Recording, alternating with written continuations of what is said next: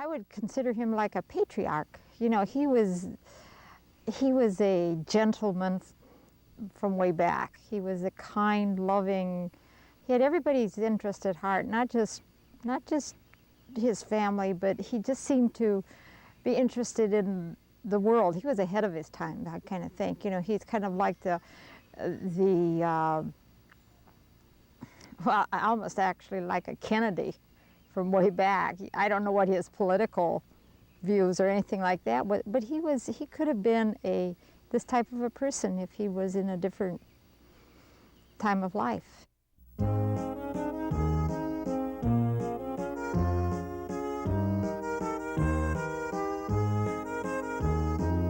Henry Buenting is my great-grandpa. He came from an area of northern Germany called Ostfriesland, located between the Netherlands and the North Sea. It's a flat land of sea dikes, windmills, and rich farmland. Grandpa was born in the village of Aurich-Oldendorf on January 7, 1873. He was baptized as a baby in the village church and later confirmed as a teen. Grandpa came to America in 1891 with his sister Greta and her husband. They lived near the rolling hills of Flatville, Illinois. Grandpa was 18 and worked as a hired hand on area farms, but after 3 years, he returned to Germany to fetch his mother, brother, and 2 youngest sisters. The Buentings landed in America in February 1894.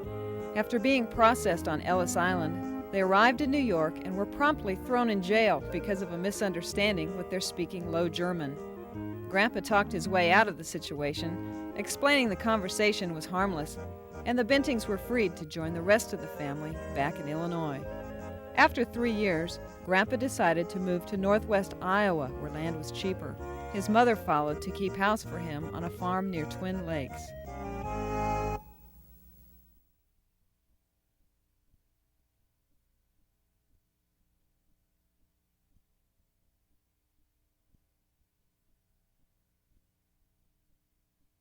Let me call you sweetheart, I'm in love with you. It wasn't long before Grandpa met and fell in love with Ollie Hansen. You love me too. She too had come from Ostfriesland. She was born in the neighboring village of Ostgrossefien.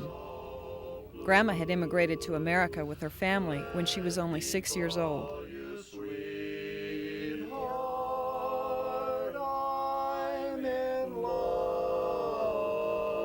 After their marriage in 1899, Grandpa and Grandma moved near the small but thriving community of Pomeroy. I love those dear hearts and gentle people who live in my hometown. Back in town, because those dear hearts and gentle people will never ever let you down. They read the good book, they read from Friday till Monday. That's how the weekend goes. I've got a dream house I'll build there one day with a picket fence and rambling roads. I feel so welcome each time that I return, and my happy heart like a cloud. All those dear hearts and gentle people who live and love in my being ever so humble, with friends who live in my hometown.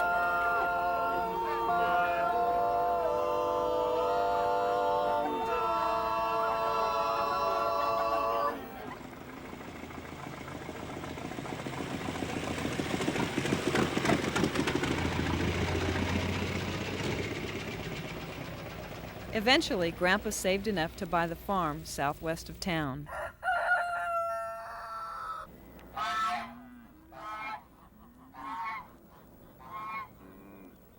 Like the land in Germany and Illinois, this was fertile ground, and Grandpa set out to drain and farm it. He would spend the rest of his life here, farming and raising a family. Grandpa and Grandma had 13 children. George, Peter, Fred, William, Annie, John, Herman, Martin, Edward, Louis, Tina, Frida, and Henry. I'm the youngest of the 13. There was 11 kids and 22 years between me and my oldest brother. Brother George was born in 1900 and I was born in 22. Well, I guess it's a fact. They didn't sleep all the time when they was young.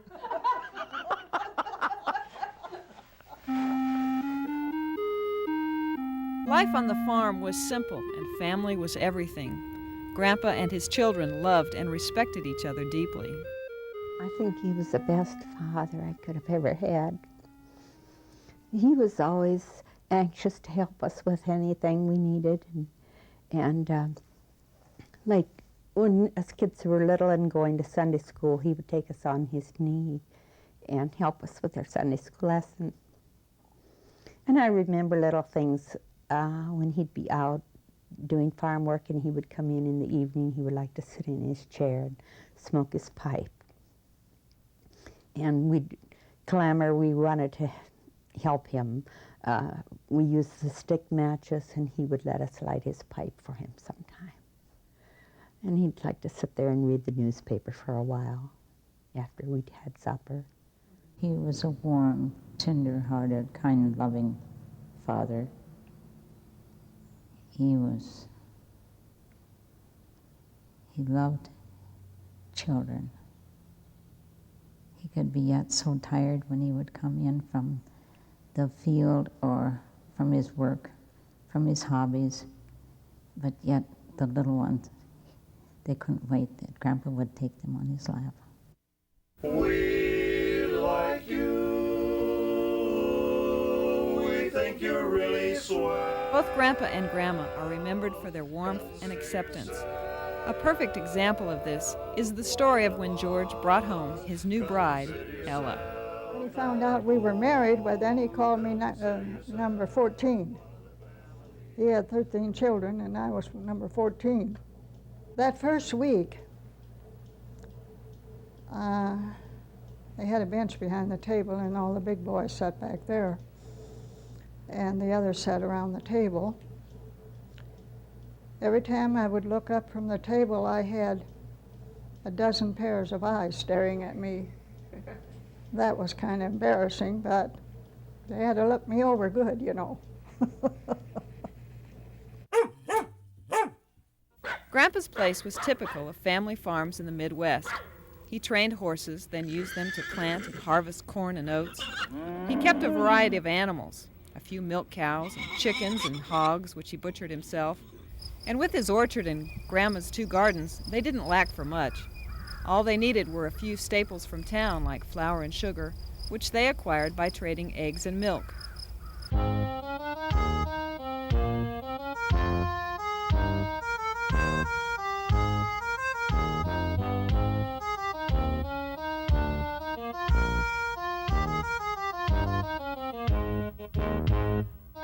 Everyone in the family helped out.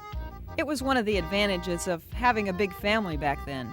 We all had to help, carrying fuel for the stove, cobs and wood, gather wood and cobs when, and we'd all have our chores, feed the chickens and the baby chickens and, Well, we always milked a lot of cows, and there was 3-4 of us milking cows, and the rest of them was getting the horses ready to go out in the field, harness them horses up. Dad would take care of the hogs, and then we'd have to separate and carry the skim milk away and, take it to the slop barrel.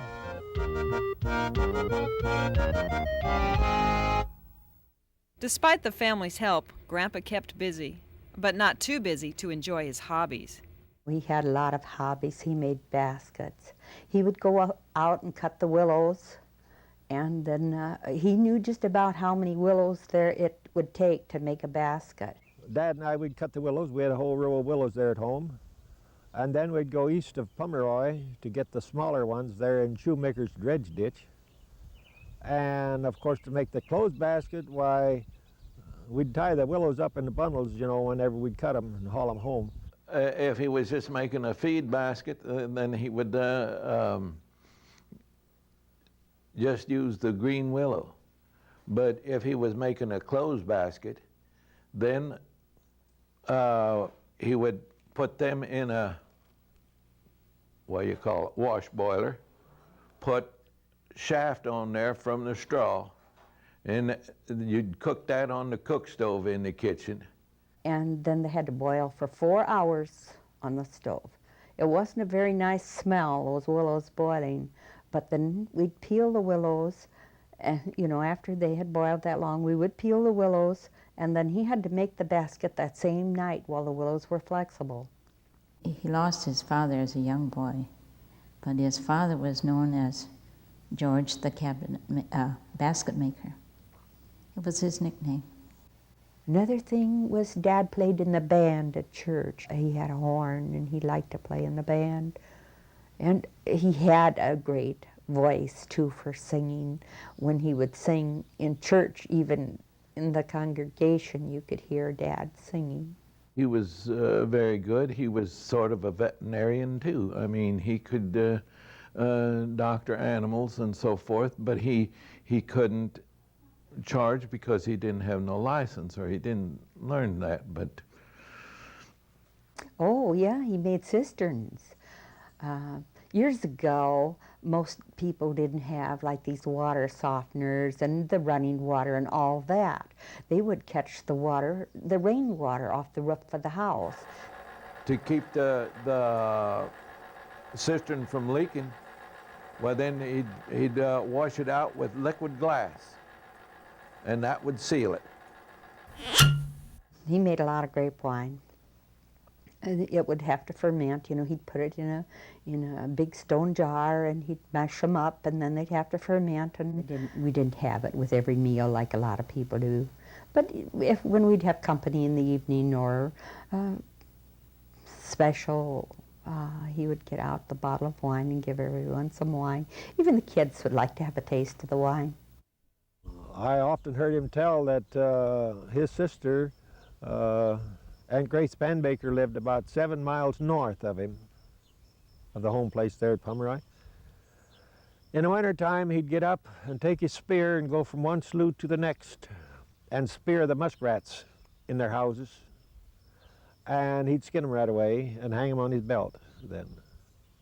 Once in a while, he says he'd hit a mink, and they'd really squeal and holler, but then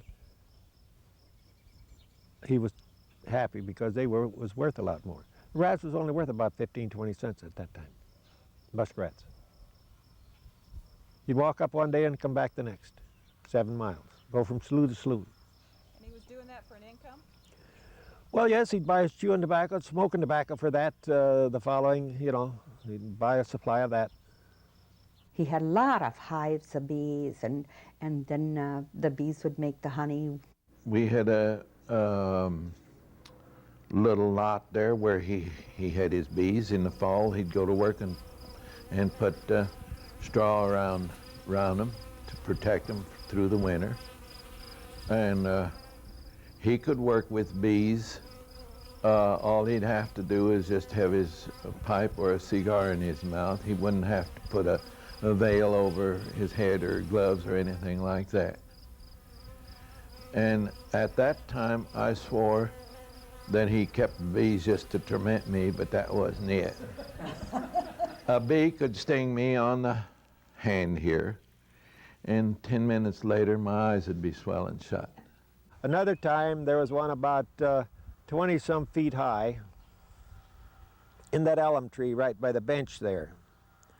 And Dad had a 16-foot chicken roost fastened on a pail.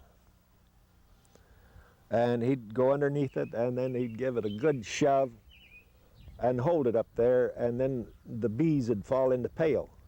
But that time, a cluster come down and fell in his neck, in the shirt collar. Then that's the only time that he jumped the yard fence, which was about that high. He jumped it, and I don't blame him. But he'd rather be stung by a bee than bit by a mosquito. Bee sting would even swell up on him, but a mosquito would, mosquito bite. The honey, yes, 12 pounds for $1. Now, 2 per quarter. Now, you can't even buy a pound for that comb honey if you can get it. Is it good honey? It was real good honey. I'd sell over 100 pounds a day. Dad would give me a little of it for the gas then, you know. But it was fun. Another thing that he did was grafted fruit trees. And with all the fruit trees, we needed the bees, you know, they pollinate the blossoms, and that's what would make the fruit on the trees. We had all kinds of apple trees. We had lots of apples, and friends and neighbors would come from far to get apples in the fall. And Mom always canned a lot of apples and made apple butter, and we just liked to eat the raw apples. Eating apples from the orchard was a favorite pastime for the children. In later years, the grandchildren enjoyed the same simple pleasure. It was fun to go through the orchards, the apples. There were so many apple trees and the grapes and so forth. And you never, actually, you wouldn't go hungry there in the summer because you could go pick an apple, you could pick grapes. There was always food. There was a old-fashioned weighing scale that had a box affair that was about 5 feet tall, about 3 feet wide or maybe wider, and it was a favorite place to sit with green apples and a salt shaker. And let the world pass by while you and a cousin or a brother or sister sat and discussed everything was going on and enjoyed your apple.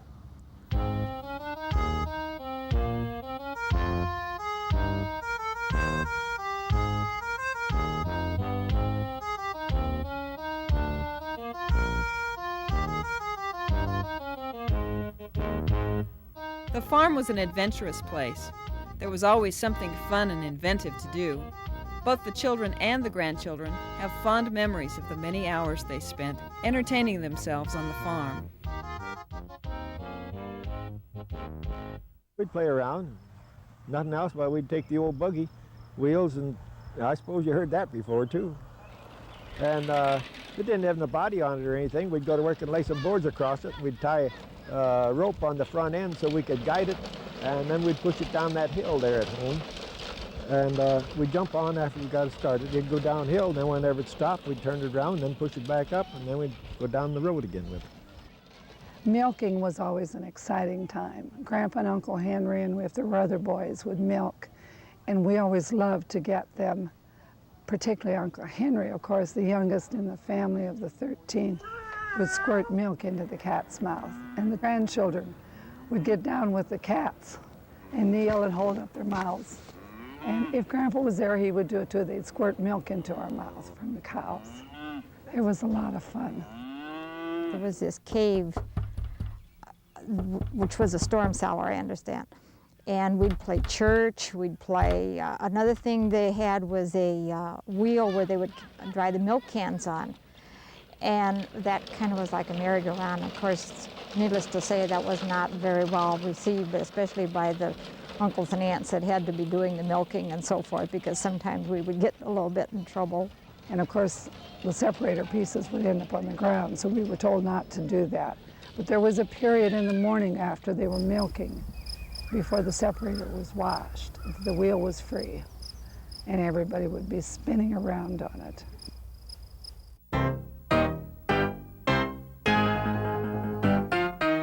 When the kids ran out of things to do, they would often engage in practical jokes. No one was immune to the pranks, not even Grandma's parents. Louis remembers the time Opa Hansen got stuck in the outhouse. Grandpa got tired of it, Grandpa Hansen. So he said, I'll fix it. I'll set in there tonight. And whenever they come, why, he says, I'll scare them to death. I don't know if he dozed off or whether they snuck up there, but anyway, they come and they upset it on the door. He had to wait until Grandma come to get help to set it back up so he could get out. Mother was an only daughter until she was about 12 years old, and she had 8 brothers. So she spent a lot of time alone with imaginary friends. and she was in the horse barn playing by herself and talking to her imaginary friends and marching back and forth behind the horses in the stall. And one of the horses decided to interrupt her play by picking that time to have a bowel movement. And she was a little annoyed, so she picked up an ear of corn and stuffed it in the behind of the horse to stop the natural proceedings. Unbeknownst to her, Grandpa saw her do it. He was peeking in the door and probably watching her play. And he didn't let her know he was there. That evening at the dinner table, I wish I could say it in German because it adds something to it. The German language is so beautiful, I think. But he said to Grandmother, "I don't know what to make of our horses. They're starting to," and it's a four-letter word, starting to pass full ears of corn now instead of a natural bowel movement. And looked right at Mother when he said it, but still did not let her secret out that he knew what she was doing. That was just Grandpa. And Mother said she was so embarrassed but so grateful that he didn't tell the rest of the family what she had been doing. That's pretty.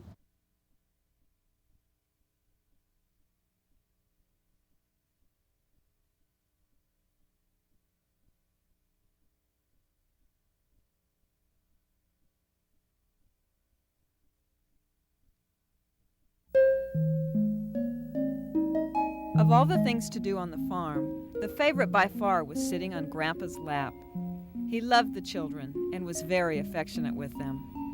Grandpa was a great one. In fact, he would love to take the children, and if you crawled up on his lap, he'd say, Grandma would say, "Now, you kids are too big to be on Grandma's lap."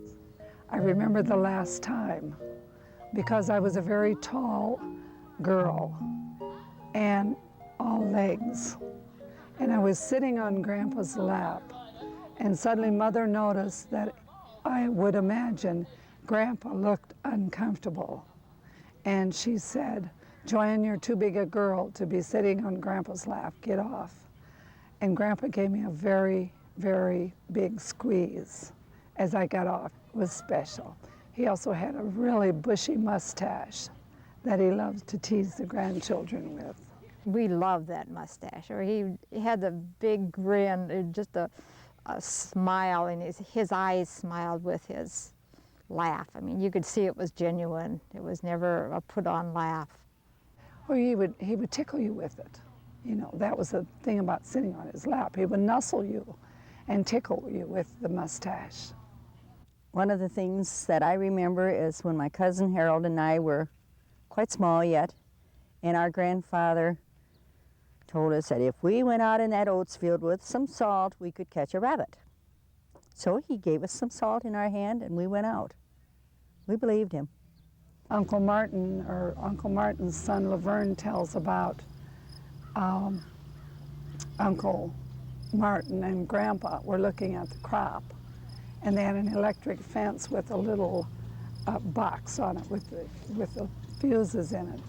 And they told him it was a bird house, and there were birds in there. And of course, when Martin touched the box, or Laverne did, he got a shock. And Grandpa and Uncle Martin thought that was funny.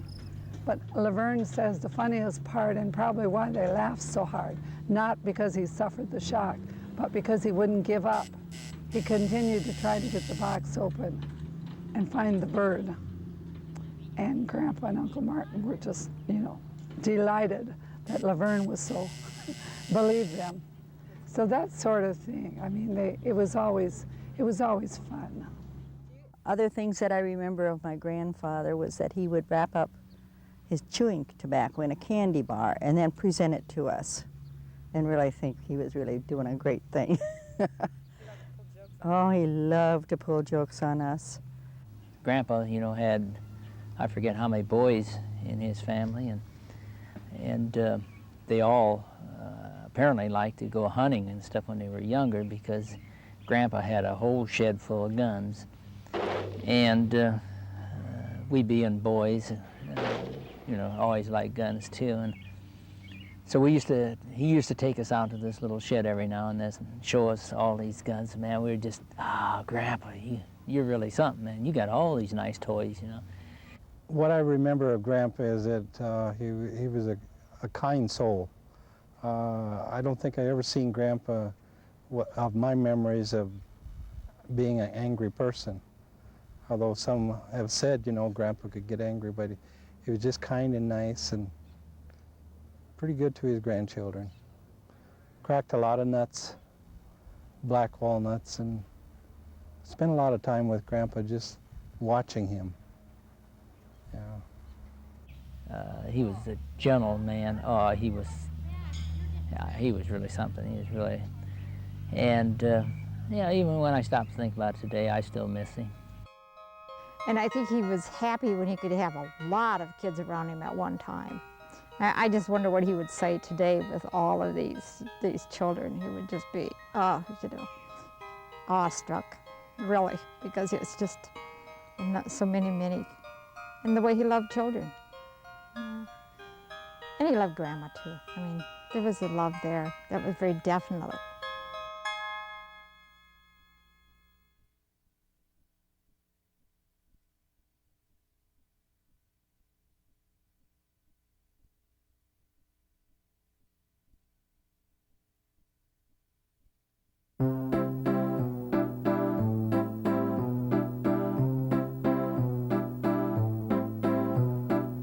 She was a loving mother that looked after us. We never had to want for things that she could, get for us.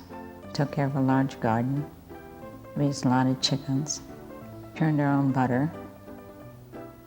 Grandma was very busy with 13 children. I was number 12, so I was one of the last ones. So Mom was getting a little bit older already, midlife, and she always had a big garden and lots of flowers. She loved flowers. I think Grandma was more stern than Grandpa was. He was more lenient with the rest of us, I think. But she was great. She loved kids too. I think there was a lot of difference between their disposition and so forth. I always liked my grandmother, Well, she was a very quiet type of person too. I don't know, sometimes it was hard to really understand just what she did feel or how she felt. I think she was always kept so busy with a big family that she didn't have time to think much about herself or anything. My mother used to say, "Wer die Kleine nicht ehrt, ist die Große nicht wert." If you go to work and translate it, if you don't honor the little ones, you aren't worth the big ones either. You know what I mean? Well, for instance, like money. If you don't honor a penny, you aren't worth the big ones either. When we would be, the family always got together every summer. I mean, most of the kids that were married and would come home with their families, and Grandma would be cooking all day long. You can imagine had a big long table in the kitchen, and there was always food there. And who prepared it but Grandma?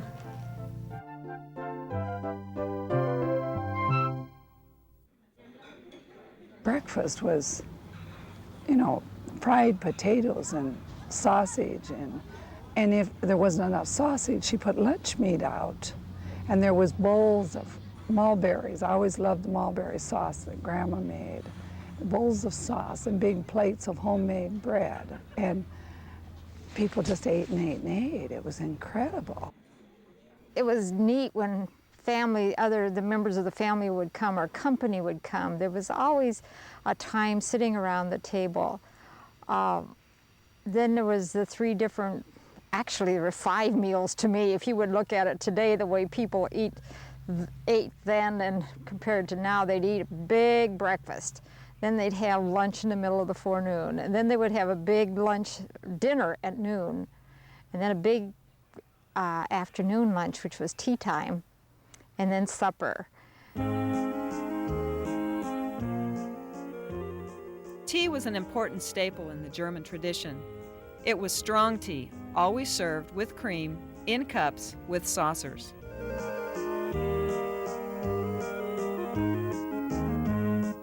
Dad would get up first thing in the morning and put the water on, tea kettle of water on the stove, and when it would get hot he would make tea, and then he would call all the rest of us to come down and we'd have a cup of tea before we'd go out and do chores. And the Buentings have been in the tea business for over 100 years in Germany, and my parents drank a lot of tea. I think they drank more tea than coffee.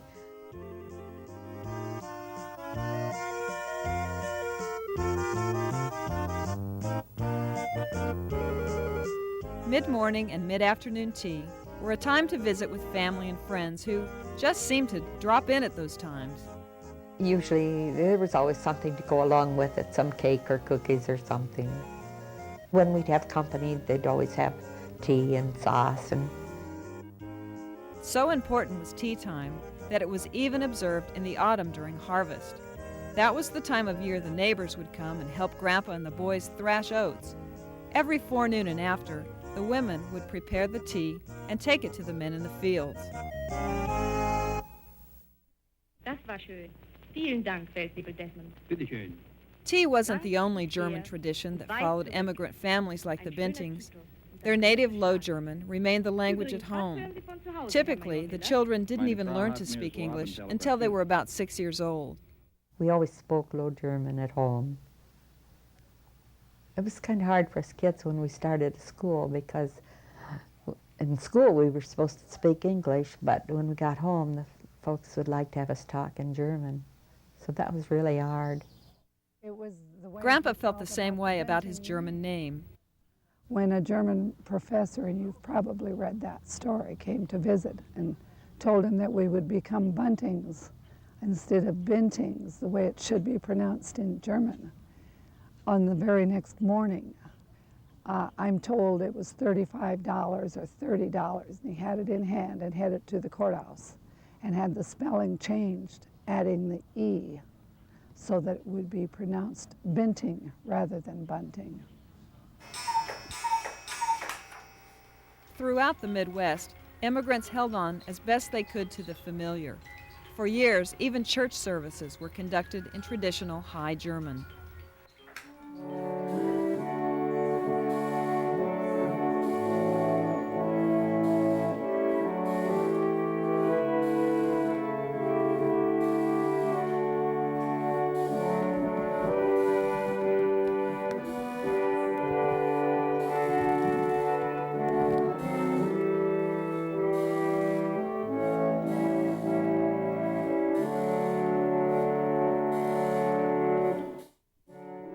The church was very important.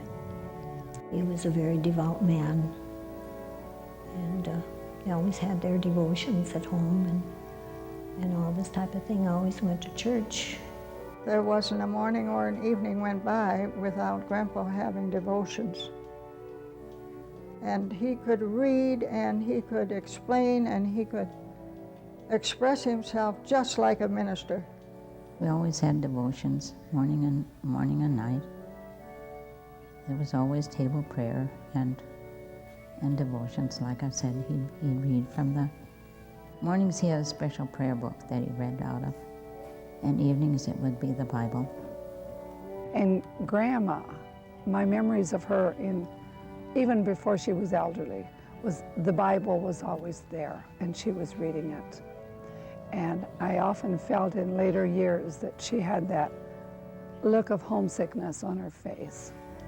You know, she lived to be 94, and she wanted to go home to Grandpa and to her Lord. It was very important to them.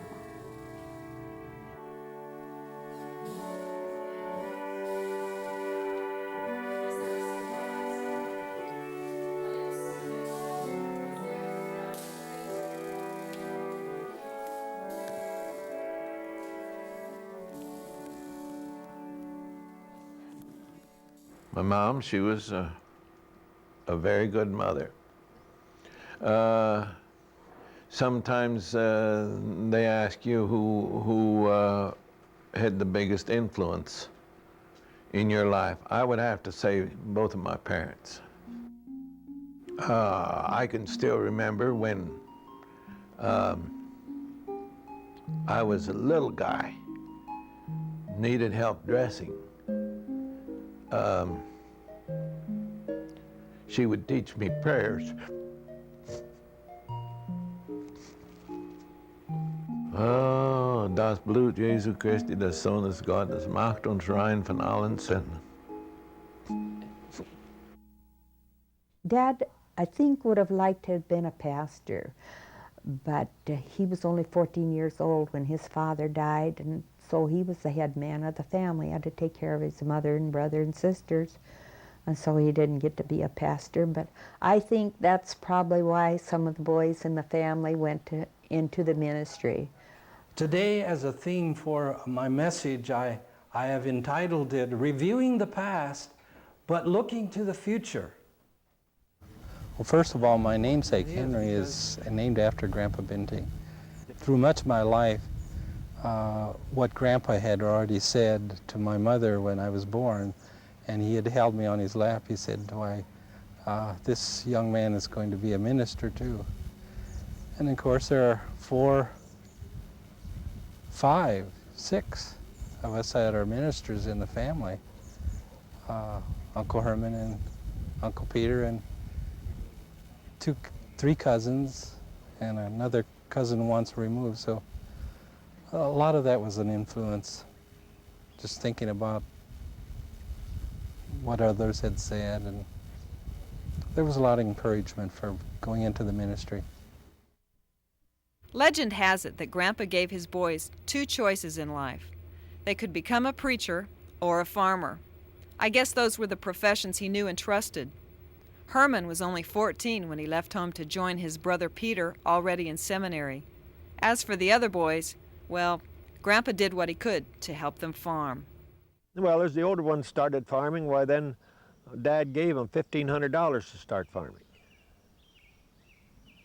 Later on, he couldn't do that because the times got too hard. Generosity was one of Grandpa's virtues. There are many stories of his gifts to family members. There was 10 of us boys, and we all got a gold watch for our 18th birthday for not smoking. I still got my gold watch, but I cheated a little bit, I think, ahead of time. He probably knew it, but I still got it. And what if you chewed? Yeah, don't go into that. Sounds like a guilty statement. Because I did that ever since I was 14, until I quit. Annie was the only girl for many years, so it was natural that she was treated a little special. She wanted to play a musical instrument, so Grandpa bought her an organ. It's told he chose the organ because he hated piano music. Many years later, Annie received another special gift. My mother had 3 daughters, and of course Grandpa was looking for a grandson to have his name. And so he had told my mom when she was expecting this 4th baby, "Now if you have a boy, Annie, I'll get you a new cook stove," and she was in dire need of a new cook stove. Yes, if she had a boy and named him Henry, that she would get a new cook stove. And my brother was born on the 1st of November, and before the week was out, we had our new cook stove.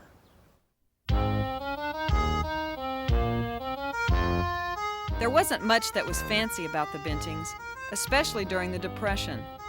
They were less preoccupied with outside appearances than creating a close family.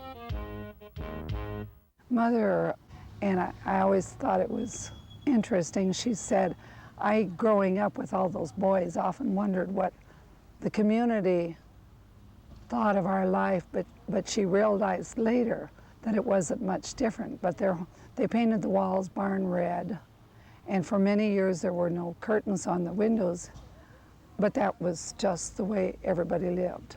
In a way, it was hard, and in a way, it was not nearly as complicated as it is nowadays. What do you mean? Well, there's so many more outside things that enter in now. I mean, it was life centered more around family life, and the entertainment that you could make in your own families and that type of thing, I think. I think life was a lot more relaxing. They had a lot of work, but I think people really enjoyed themselves more than they do now. Everything is so hectic. They're so busy. Even with all the modern conveniences, the electric, everything electric, the washing machines and the iron and everything,